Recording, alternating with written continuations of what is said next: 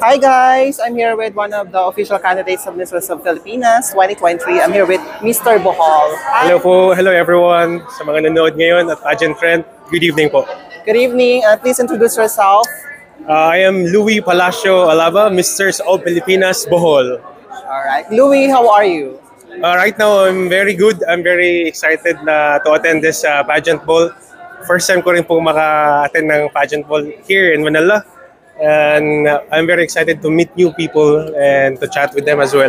Kamusta naman yung journey mo dito sa Miss of Filipinas? Napaka-challenging po yung journey. Dami kong napagdaanan, especially I'm coming here alone. But still, I'm fighting hard to win the crown. If not, but to share my story, my journey na pwede kong dalhin pagbalik sa Bohol.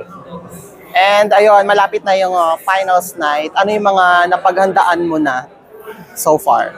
So far, pinaghahandaan ko po yung sarili ko physically. I must be physically fit and mentally also prepared, and also spiritually kasi whatever challenges na mangyayari na parating pa lang, malalagpasan lahat yan pag parati tayong tumawag sa Panginoon.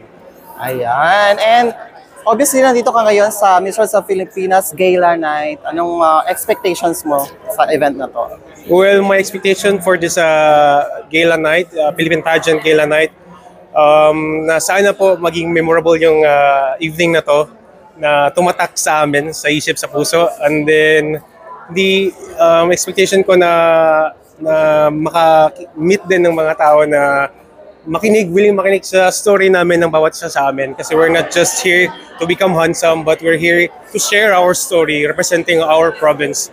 Especially, meron kaming kanya-kanyang mga personality na pwede nyo ring pagpulutan ng aral.